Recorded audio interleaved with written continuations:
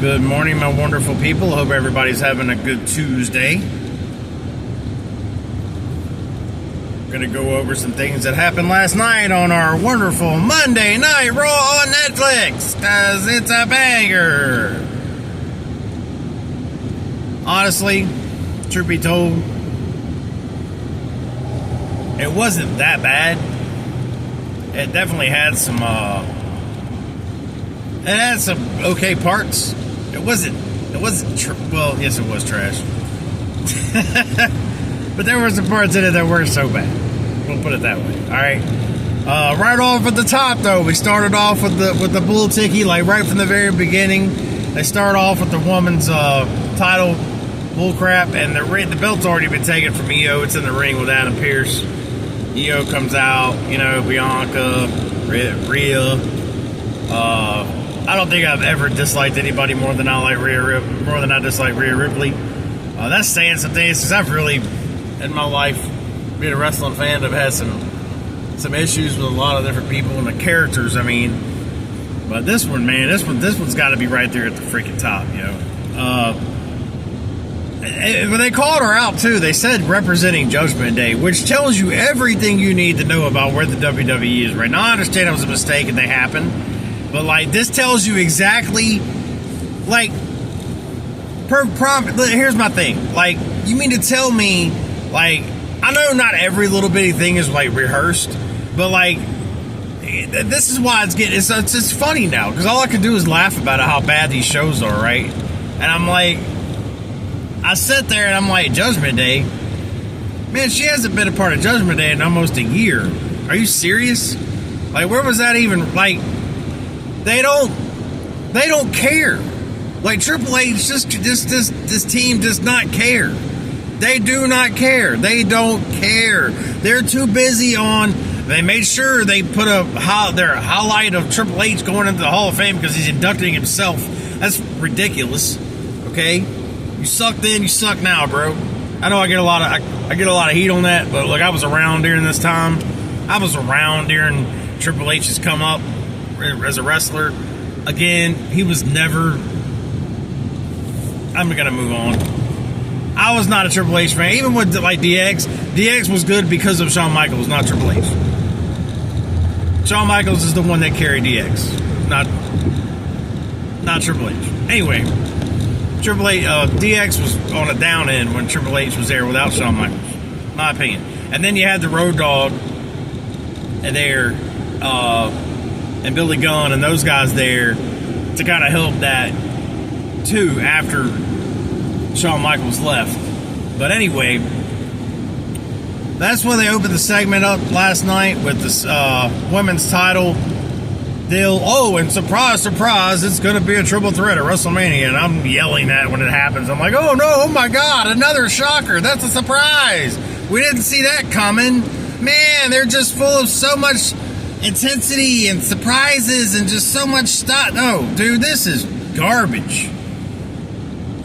Then you had the men's Intercontinental deal after that. Dude, this is it just goes from bad to, well, I wouldn't say worse, because that was probably the worst segment of the night. But you had these four guys. Let's talk about this Intercontinental full-way real quick. Let's talk about these four dudes real quick.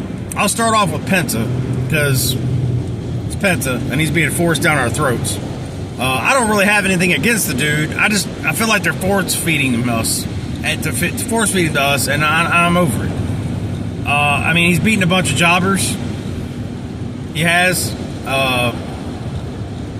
Pete Dunne is his big win. Come on, man. I'm not a Penta fan yet. I'm not. Maybe in time he'll wear on me, but right now you're force feeding to me, and I'm not okay with that.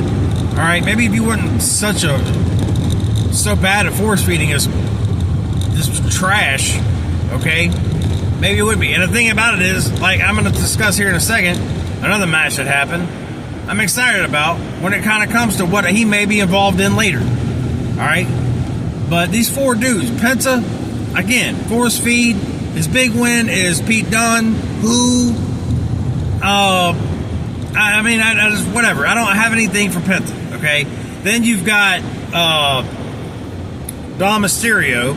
How many matches has Dom had over the year? And I'm a Dom fan, and I'm sitting here discrediting. I just am, because he's not worth the Intercontinental, and I want him to be. I hope he wins the match. I'm pulling for him before everybody. Like, he's my favorite to win this match because I want him to, not because I think he will. But I don't think he's going to win, but I want him to. But he hasn't done anything to deserve this Intercontinental title shot, is what I'm getting at. And then you've got Finn Balor, which I can also say the same thing for. He's become a jobber. All he does is lose. I think he's got one win in the last year. He doesn't singles anyway. He doesn't win, ever. He's just another Drew McIntyre. He's not even at Drew McIntyre's level. He should be, but he's not. And so that's Finn Balor. And then you got Braun Breaker, which is the IC champion, who's been nothing over the last 6 to 8 months. They've just turned him into a barker and a spear. He spears, barks. That's all he does. They've taken away, because when he first got there, you could see a little, he was doing promos, he was talking a little bit, he had things going on, and like now he's just been invisible. And when he is out there, he's not talking. They've taken away his character. He doesn't have any mic time, he doesn't talk. All he does is bark and spear. That's it. They've taken away the microphone. His character has diminished. They've done nothing with him at all but bring him down. That's all they have done is bring him down, which, you know, you think he's the future. I would assume he would lose this belt and then go on to fight for one of the world titles. Preferably Gunther's, which could possibly be Jay soon, unfortunately. But, I mean, I don't really, I don't like this match. I don't like this four-way because none of these guys, in my opinion, are doing much of anything. This one makes this less appealing. Okay, that's why we're here today. That's why we're having the mindset we're having. Most of us here anyway on this channel. I believe the majority of you agree with me. Thank God, because there for a minute when I first started talking, everybody was blowing me away with their nonsense. Yeeters, stay over here, please. Then you had Bayley versus Lyra for the Women's Intercontinental. This was stupid. I thought there for a second Bayley might win this because maybe they kind of needed to spice this title up, and I think that would have, I guess, been the case. Because let's face it, Lyra's not doing anything. She's boring. She never talks, and when she does, I'm falling asleep. I mean, I hate it for her. Again, I don't blame a lot of these wrestlers, especially the younger ones. I blame the creative team. I blame what they're doing with them creatively, especially the newer talent that's coming out of NXT, because they're not getting developed. It's not always their fault. I do blame them and the fact that you should want to get better, you should try to do better, but I don't know what's happening behind the scenes, right? I can sit here and fuss about it all day long, but I don't know what's happening in the back. I don't know if these young wrestlers, these young talent are going to powers that be and complaining and saying, hey, I want more, I want to do this, I want to do that, and are they really, really emphasizing and trying their hardest to do? I don't really know. And then when they get on the microphone, you kind of see it, and you're like, I don't know. And Lyra's one of those, I just don't know. She's not a bad wrestler, but I don't know. It just doesn't seem like she's getting anything done. And like I said, she's one of those, it may not be her fault. I've kind of put her in the Carmelo Hayes category, but at least she's got a belt. I won't go there. You know where I wanted to go, but I won't go there. Then you had, Lyra, of course, won the match. Moving on. Then you had Karrion Kross segment. Apparently, Karrion Kross is going to be fighting AJ Styles next week on Raw. Who cares? This is probably the last time we're ever going to see Karrion Kross, as far as I'm concerned. I would not be at all surprised if he was let go at some point after this match. I think this is his farewell, because they've done absolutely nothing with him, and I don't see anything happening with him moving forward.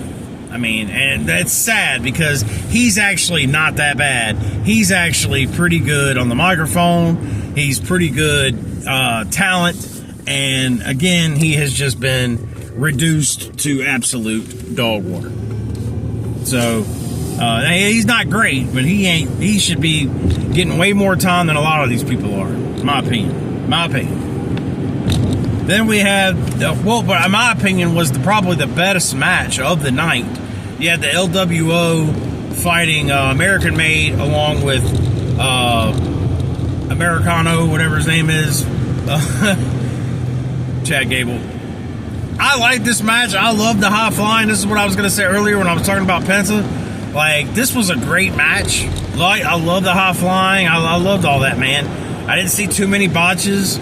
This was a good match. This was undoubtedly the best match of Raw tonight. I don't even think it was close. This match definitely, this was the highlight. I enjoyed the heck out of it. Like I said, a lot of good high flying. Not a lot of botches of anybody that I can remember. But I mean, just solid. Very solid match. And I like this Chad Gable. I like this this Americano gimmick that he's got going on. I think it's pretty good. I think I know it won't last forever. Eventually the match will come off. He'll be revealed. You know, he's fighting Rey Mysterio now at WrestleMania. I'm super good with that. I know a lot of people. I was talking to a guy last night, happened to be watching the show with. He said, you know, I don't really care how they're doing Rey Mysterio, but again, Rey Mysterio is kind of at that age and at that part in his life where he's just kind of having to, again, the storylines suck. They do not have good writers at WWE.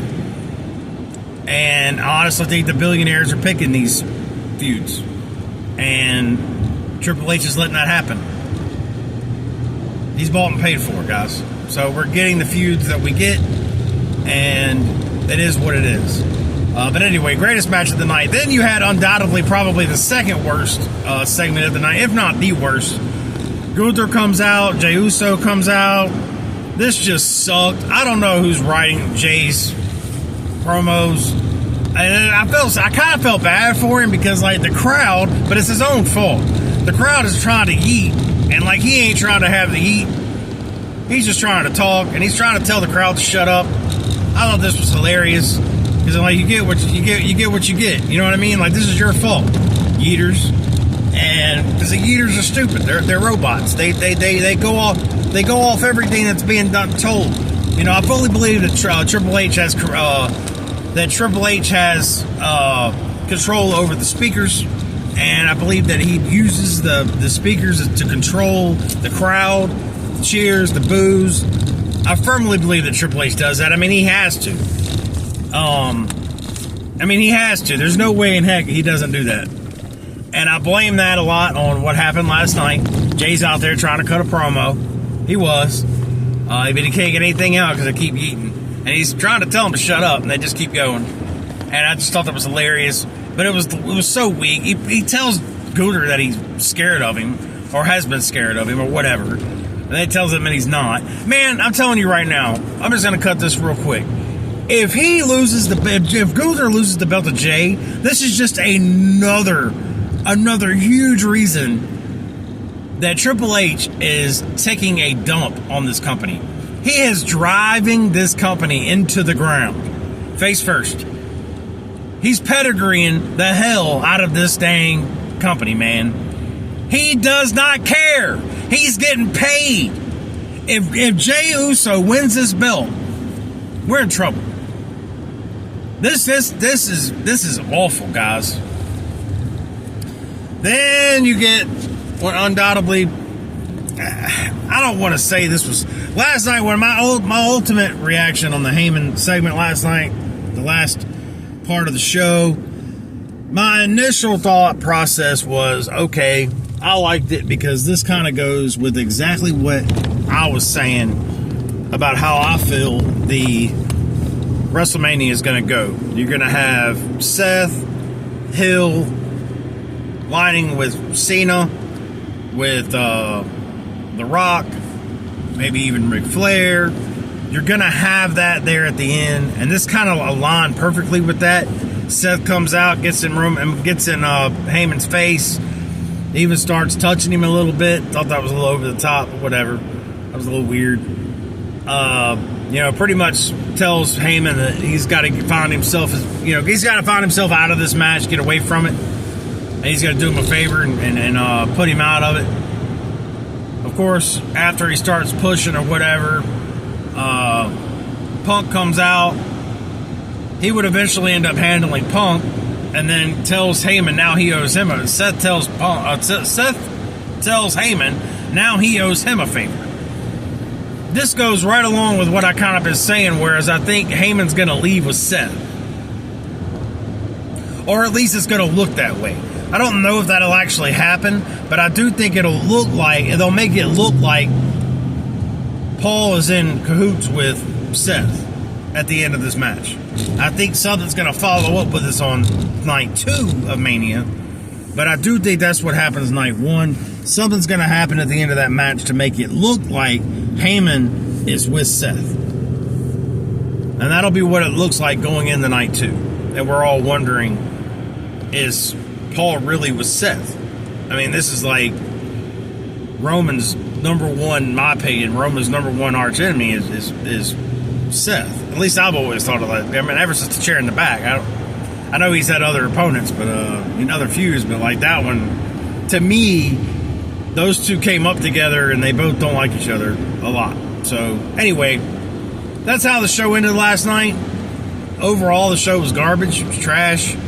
But like I said, there was a couple of good segments. I don't hate the end, but I felt like we could have used a little bit more, but I mean, it was okay. I loved the LWO American Made Luchador match. I thought that was great. I love that high flying. I said it on my last video about how I really missed the Luchador era of the WCW. So I'm kind of hoping and with Penta and with Rey Fenix coming in, maybe they can get that going. I'd love to see that. Just remember though, those are mid-card guys. That's something that it's something that they're one of the main things they're screwing up on outside of the bad writing is the fact that you're trying to make guys that are mid-carders main eventers. You can't do that. You can't do that. Respect the fact that they're mid-carders, man. Ain't nothing wrong with a mid-carder getting a little bit of love here and then. But like Rikishi was not, Too Cool was not main eventers. Today they would be. Today they would be all over the main event. They'd find a way to put them in, dude. They'd be out there dancing when the show's going off the air. And then that's ridiculous. That is absolutely ridiculous. But that's what these fans, these yeeters, that's what they do, man. They cheer this crap on, and Triple H is just sitting back flexing. Look, they're buying these expensive tickets. They're coming to the show. Everybody's watching. They're not going to change it. It's just going to get worse. They don't have to do anything anymore.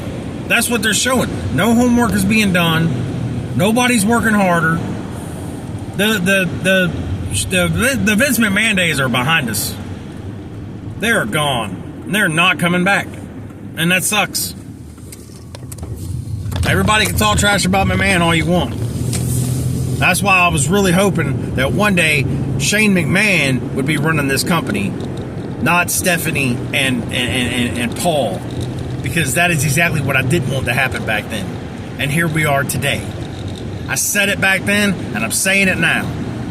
He ever took over this company, we were in trouble. And here we are. Here we are. Because he's sold out. These billionaires at Netflix are running the show, guys. They're doing their fantasy booking, and they have never watched wrestling before. They don't know how this is done. So we got a bunch of bozos with a lot of money telling us what to like. And you guys are out there yeeting. You guys are all out there singing the Cody Rhodes crap all day. Love you guys. See you on the next one.